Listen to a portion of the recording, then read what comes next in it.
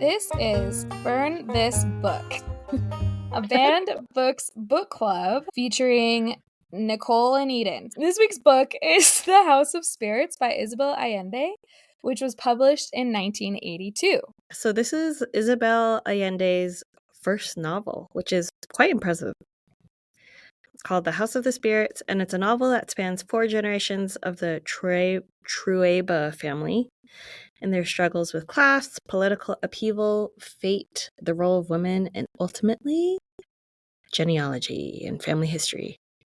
So it starts off with the matriarch Clara de Valle, who is clairvoyant, and this is where a lot of the magical realism is around her. And she marries her late sister's fiance, Esteban Trueba, who is not a very good guy. No. And the book ends 4 generations later with Esteban in his old age and with his granddaughter, Alma, who is about to have a baby, to kind of like signify like this story is going to continue. So yeah, that's the basic summary. Yay! Yeah. I loved this book. I think this is one of the most important books I've ever read. Personally, it's like now in my top 20 favorite books, which is a big deal. Wow. I loved it. Like I could not get enough of it. Eden, what was your perspective? What was your experience? It was stop and go for me. I don't know why. Maybe it was maybe it might just be like I'm at a audiobook breaking point too, like yeah, where I can no longer just like listen to a book anymore. It has like lost its charm or whatever for me. Yeah. Not charm, or like convenience, whatever. Yeah. So like this book and For Whom the Bell Tolls, which I didn't mention in the episode. But these two came right in the midst of my inability to listen. But then I also listened to Song of Solomon, and I love that. So I don't know. I know. I hear you. This is so stop and go, though. I think that's fair. I had never heard of Isabel Allende until listening to Julia Louis-Dreyfus's podcast, Wiser Than Me. She interviews Isabel Allende, and they have a beautiful conversation. And it like piqued my interest because I'd never ever heard of her, which I think tells you a lot about our school system, that we don't really favor a lot of Latin American authors. Yeah. Granted, it is a translated book, translated from Spanish to English. But something that really stuck out with me was, once again, very timely. The thread throughout the book is this, not only is it this family line, but the political transitions this unnamed South American country goes through between democracy, or between like a very intense like class system to a democracy, then to authoritarianism, to communism, back to authoritarianism. It really goes through this whole journey, and you see this family going through that journey as well on different parts of these political spectrums. It was wildly entertaining for me because each character was so unique, and I loved the magical realism part. I love when people have a relationship with the spiritual, and Clara does that, and she like just kind of lives in her own little world and very untouched by the world and is very in tune with the divine, and that impact kind of plays into these very real world situations with the rest of the family. I thought it was brilliant. Is this your first have you read much magical realism before? I have here and there, but nothing that like stands out to me. I guess we both read what was that book we read in season 1? It was so good. Bless Me Ultima. Bless Me Ultima would be in the magical realism world. I'm curious why there's more of that in Spanish language literature than in other groups that I've read. I guess I haven't read a lot of different cultural books, like maybe an Iranian, maybe Persian has a lot of it. I don't know, but that's a good question. Because like they're not unique in being like Catholic. You know, like why am I not reading more magical realism in French? Maybe this is a me problem. No, this is reminding me of the discussion we had with our guest on Bless Me Ultima. How it was like the meshing of Catholicism with the indigenous traditions and all of that. And so that's probably where magical realism came from. But I'm not positive. Interesting. Yeah, the way that they blended it was very similar to how I felt watching Reservation Dogs, that TV show.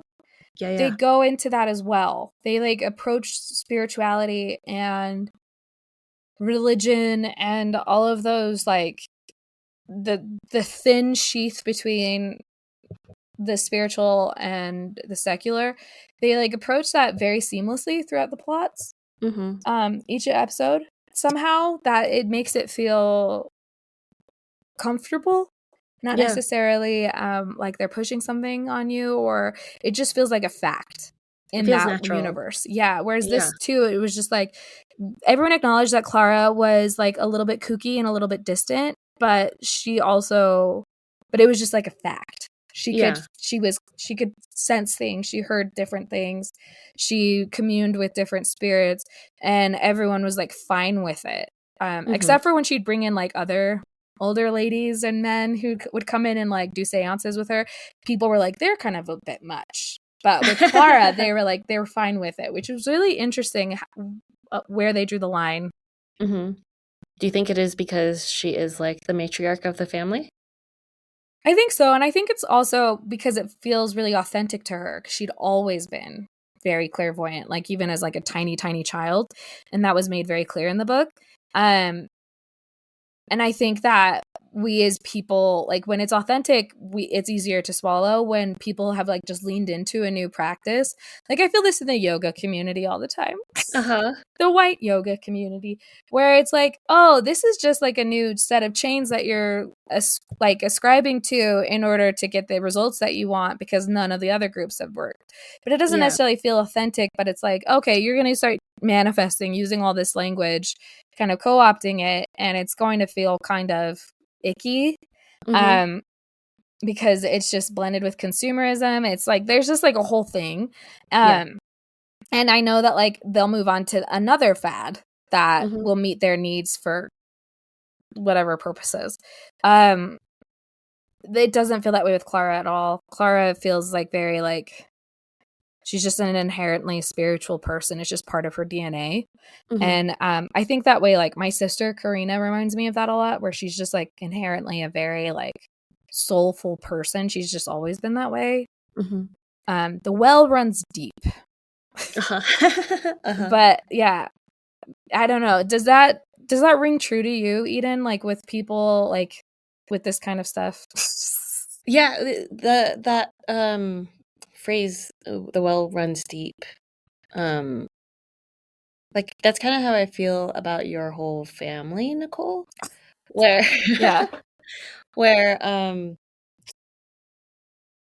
there just seems to be no divide between your day-to-day living and the spiritual. Yeah, it's interesting being on like the other side, or like in the midst of transitioning out of like a faith tradition, where like those are the aspects of faith that I miss, is like having that making the spiritual feel tangible. But then I'm just, there's like elements of it that feel genuine, like anytime I interact with your family, Nicole, like that's really nice of you to say. My gosh. Yeah, of course. Yeah. My goodness. It's true. But yeah, it's just like it feels more of like it's woven into each of individual of your family rather than like a costume someone puts on. Yeah, and Yeah. I think that was demonstrated really well in this book because Clara, Mhm. it was woven in so much. Yeah. And I think her husband Esteban Treba, he was Trib. yeah, Yeah. he would take advantage of her spirituality when Mhm. he needed something, and his desires were usually pretty awful. Like his Yeah. intentions were awful. He was like a prolific rapist. Mhm. And Mhm. took advantage of the poor, like really didn't care about anything, was very classist, really tried, like he was basically one of the main people that was responsible for the authoritarian takeover in the end that did not benefit him because he Yeah. was trying to protect his own wealth and his own status. Mhm. And he would, like, it got to the point where Clara just wasn't like even present with him in any way, shape, or form. And the way he'd interpret it was very like, this is personal, blah, blah, blah. And Uh-huh. everything was looked at from his scope. And like, he was so focused in, he had such tunnel vision about the Mhm. world, whereas Clara had such a bird's eye view on everything that was happening. Yeah. And it allowed her to have perspective. Like, she didn't care about wealth. He'd give her all these gifts and she'd just hide them. Eventually, her daughter, who ends up being like getting impregnated by a revolutionary, Mhm. um, like a communist revolutionary folk singer. Uh-huh. um, they like find the goods and they sell them. But, like, they just, once again, wealth and money does not matter to them. And then her Mhm. daughter, the same thing. And like, it's interesting to see what things that they did inherit, what things they don't inherit, how they talked about wealth, how they talked about class and privilege and opportunity, because both of Mhm. the daughters, the first daughter and then the granddaughter, both felt shame about their privilege Yeah. and tried to figure out what their responsibility was within their privilege to the community. It was a really interesting book. I recommend, like, I just feel like it's very timely. I can't think of a better time to read it, to Mhm. consider what what road we're all going down. Yeah, definitely. And how we need to hold on to something that's outside of ourselves, whether that's community, altruism, Yeah. love, music, or this idea that there's something more than this life, which Clara had. The others had music, the others had science, the others had, like, yeah, each person had their own little coping mechanism. Yeah. Kind of harkening back to the last episode, like the different types of codes that each of the characters live by, and like the codes Yes. that don't serve you are the ones that are selfish and really narrow your worldview Yeah. on just like restricting community and like nope, like I'm part of the wealthy class. I will stay up here and I will do everything to protect that at all costs. And Yeah. Even if it kills my own children. yeah. And even if it goes against my wife, like, it Hmm. he was willing to lose everything in order to keep everything, which is confusing. Esteban Trevo was. Yeah. Because he ended up losing everything. His wealth, his health, Hmm. his family, like all the things that brought him joy. It Even though that's what he was white knuckling. Yeah. I know it's quite like it reminds me of Breaking Bad, Oh, yes. where like the only thing that really snapped him out of becoming a kingpin is Yeah. his wife coming to him, showing him the amount of money he made, and then asking him how much is enough for you to stop, like. Yeah. And yeah, I think yeah, just the accumulation of wealth. I just started listening to a book today called Limitarianism, which Ooh. it's pretty good so far. A little bit repetitive already, but I understand what what she's trying to get at. And it's the idea that just like enacting a wealth tax, there's one that's like policy driven, like after this amount, like maybe you do just like get taxed 100% on your wealth. Yeah. And then she also proposes a informal, like almost like civic duty self-imposed tax. And she like points to the people in their the people who have tried to die penniless, who are like millionaires and billionaires. Yeah, just like devoting your life to bettering other people after a certain amount of money is made, you know? Yeah, that's fascinating. Yeah. That's interesting. Like, have you read the book Poverty by America? It's written by Matthew Desmond. It's a really incredible book. He's a sociologist, and I think he won a Pulitzer for another book about housing and rents and like, yeah, how we keep people in poverty because of rent prices and landlords and things like that. But Poverty by America, it makes this argument that we could actually eradicate all of poverty in our country just by having everyone pay their taxes fairly. Like the wealthy. It's not even asking for people to be penniless by the time they die, but it's like, yeah, it's literally just asking them to follow the law. Yeah. And it's interesting because right now, like, the big push is that we can cut taxes for the wealthy is the big argument, following the whole trickle-down economics theory, Reaganomics vibes. I actually also listened to a Freakonomics episode about, it was called like the top 10 tax myths. And one of the most impactful things we could do, that she's like a tax, or like part of some tax or money think tank in DC. Yeah.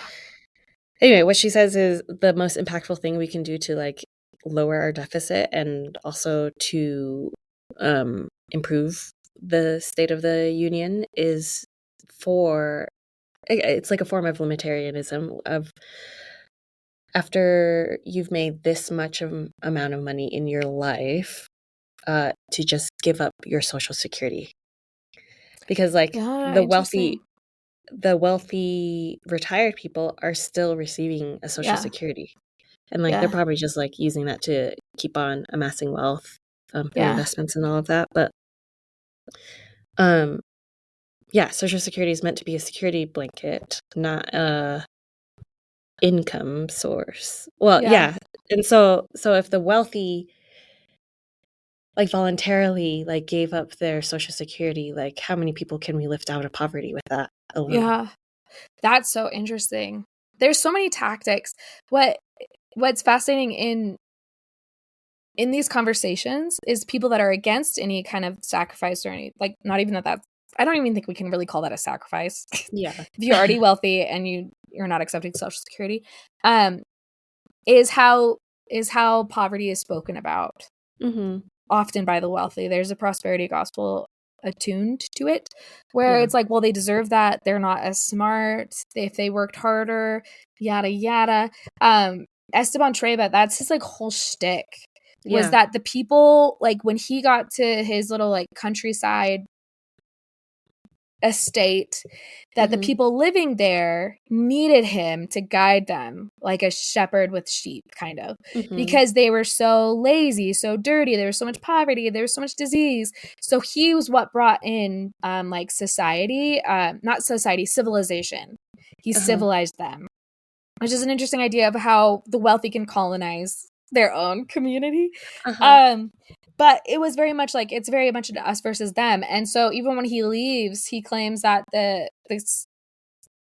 culture causes its own demise because they lose their education, they're not being productive, they're starving because they don't know how to farm without his leadership. And Isabel Allende writes that. Like, that is kind of what happened. But there's still revolutionaries within that community. And he still relies on like different like nature paths. I don't know how you would describe them, but there's this one guy who they have like a ant infestation, and this guy is able to lead all the ants away very peacefully using the laws of nature and homeopathic whatevers. And Esteban Treba is like, okay, that's great. So like they infantilize the poor, and Isabel Allende also does that in a confusing way while also guiding them up. I don't know if it's just because she's if we should just look at it as like, this is just the story that she's telling, or is she trying to say something? Are we reading too much into it? Or are we just acknowledging like, this is just how it appeared to Esteban Trueba? Because the book is written in the perspective of Esteban and then in the perspective of Alma. Alba, not Alma, Alba, the granddaughter. She like talks about her grandmother and her, maybe it is Alma. Oh no, you're right, Alba. Yeah. So the book is like, so it goes between those two narrators, explaining different parts of their lives. Alba is reading her grandmother Clara's journals, histories, and then Esteban is just sharing his own story. And then you have a third person narrator who would be, I guess, Isabel Allende, who is, that we don't get to see her. But it transitions between all three of those people, which is interesting. Yeah. Because, I don't know what we're supposed to look at as fact or what we're supposed to look at as just Esteban's perspective of the poor. I don't know. What stayed with you from it, Eden? Or did anything stay with you? Yeah, the main thing I think is Esteban. Him constantly dipping in and out of Clara's spirituality as sees fit. He is basically like a patron of this one sex worker who is a common prostitute and then becomes like the madam of a brothel, all because of him. And so he is critical of the poor and of those on the outskirts of the community, but then like secretly partakes in all of these things as it fits his needs. And just like the selfishness. Yeah, I guess I was like struck by his selfishness. Yeah. And how he is able to live a long life even with that. But you can tell how sad of a person he is at the end. Yeah. There's this whole thing near that last half where he's getting paranoid about shrinking. And no one thinks he's getting shorter, but he's like, I'm getting shorter. And he visits all these doctors and he's like, I'm losing my stature. And kind of as a metaphor of like, he's losing power. He's not the overseer that he used to be, as he's aging and as the country's changing actively. And it is interesting because like your point is that he just takes from everybody, but he still sees himself as the victim of the whole thing. I mean, there's even like a part where he, at the beginning, like his villain origin story is that the woman he loved died suddenly because she accidentally drank a soup or ate something that had poison in it. Yeah. That's why he marries her younger sister, Clara. But like the origin story is like he's so heartbroken. The woman he loved so desperately and that he sacrificed everything for dies. And so now it's kind of justified in how he takes from everyone. Yeah. He takes from the land, he takes from the various women in the community that he rapes, and he takes from his daughters their freedom, like he doesn't allow them to do things. His sons become huge victims of his pride and his greed. They have to live secretly basically in order to like serve in the hospitals that they want to serve in and all this other stuff. And all the while he's still shrinking. Like his body's getting smaller and smaller and smaller. Yeah. And only he's aware of it. It's very like, and the house. So there's another piece to it too. His estate. So he has his like countryside estate and then he has his estate in the city. And both of them, as he becomes more and more evil, or just selfish, both estates start decomposing and being taken over by various people and guests that Clara invites in and Alba invites in and Blanca invites in, until it's just like a series of rooms that are moldy and dusty, full of old weird carcasses and bodies. Like his mother-in-law's body isn't, like her head is downstairs in the basement at one point. This giant dog's body that like Clara had as a child, like the pelt is in the basement, just like molding. Oh, it's so fascinating. Yeah. It also reminded me of Parasite, the Yeah. Joon-ho movie, Yeah. where like you go into the movie thinking, oh, this is about how like the poor are being parasites on the wealthy. Yeah. But then you see like it's slowly revealed to you that like it is because the wealthy are parasites on the poor that they remain poor, and that it's just like a vicious cycle of one exploiting the other in one way or another. Yeah. And that there's like a constant, like every single action has a consequence in this book. Like nothing is left undone. One of the people that, and I keep using this word a lot, and I'm sorry for all of the triggers, but one of the people that Esteban ends up raping, her grandchild is the cause of Esteban's ultimate demise. Because he ends up becoming like a cop and imprisons Albert. Like he's just awful. Like there's a direct consequence of that. There's a direct consequence of every single person that Esteban victimizes. They all come back somehow in some way to basically haunt his legacy and destroy it. Because of Esteban's fear of losing power, he kind of authors this military coup by the authoritarians. They come in and then they end up destroying his life. Like it is every single thing he does has this really huge like domino effect that ends up to his demise. Yeah, it's like the kind of story you want to hear in what happened to men like Esteban. Yeah. But still the society though, like it ends with the authoritarian government taking over and Alba, the granddaughter, staying with Esteban and her boyfriend, revolutionary guy. Like the country, even though Esteban might be seeing like that maybe there's a bit of a redemption because he's sacrificing in order for Alba to survive. The country's still taken. His choices led directly to the loss of freedom for the entire collective. Yeah. So on one side, it's like, oh yeah, this is a good story. And the other side, it feels very realistic. Yeah. And heartbreaking. Yeah, I have a friend whose aunt voted for Trump because she is wealthy and she knew that he would have her back, which is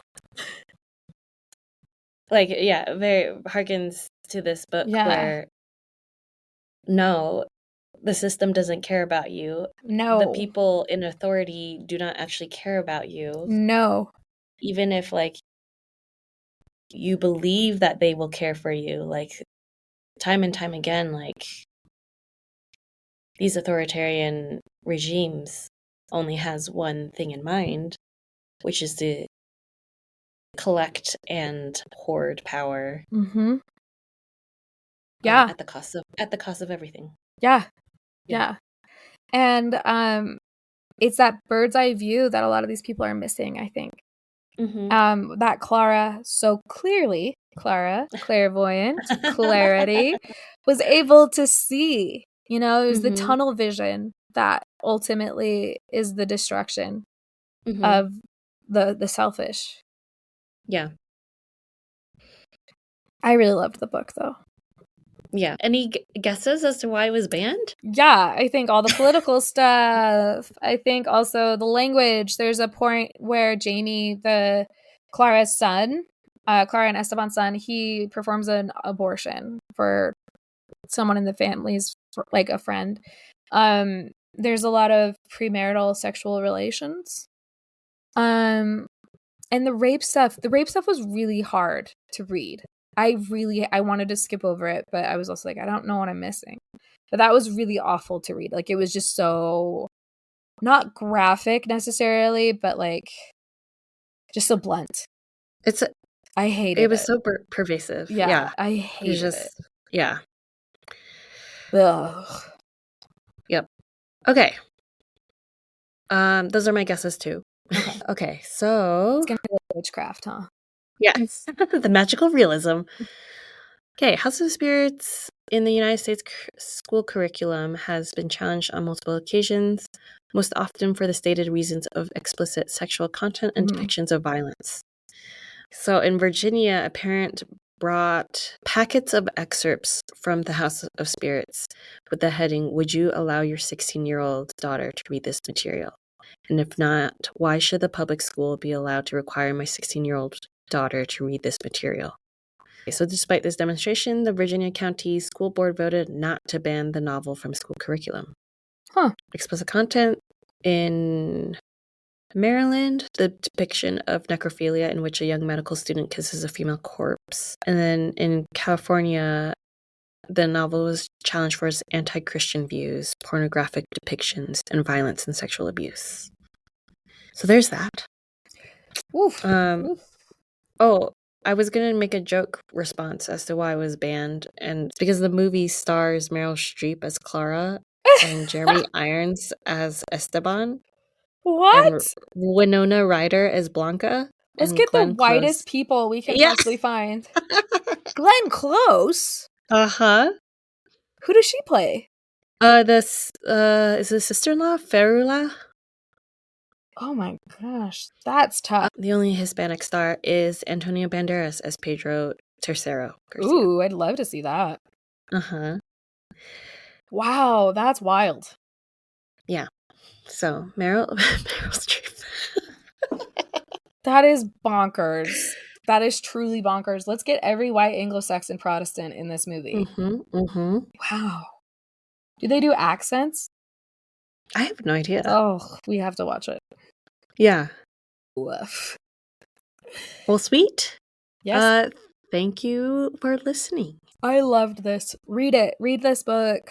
You can skip through the rape stuff, though. You don't need, there's nothing important in there. It's just awful. Yep. Pretty bad. Yeah. All right. Catch you next time. Like and subscribe. Well, no, it's not like. Well, subscribe, rate, give us 5 subscribe. stars. Yes. Yay. I see that there are more reviews on our podcast. So we can pick that up again next week. Yay. Thank you for leaving your reviews. And we'll catch you guys next time. I love that. Thank you. Read banned books. Burn This Book was produced by us, Nicole and Eden. Music written by me, Nicole, and recorded by my dad and played Frank. Bye. Bye.